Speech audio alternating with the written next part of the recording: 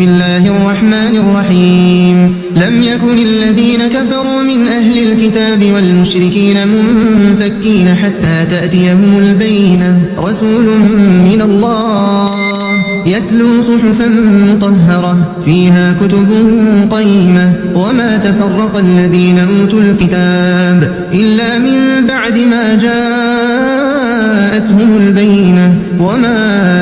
أمروا إلا ليعبدوا الله مخلصين له الدين حنفاء ويقيموا الصلاة ويؤتوا الزكاة وذلك دين القيمة إن الذين كفروا من أهل الكتاب والمشركين في نار جهنم خالدين فيها أولئك هم شر البرية إن الذين آمنوا وعملوا الصالحات أولئك هم خير البرية جزاؤهم عند ربهم جنات عدن تجري من تحتها الأنهار خالدين فيها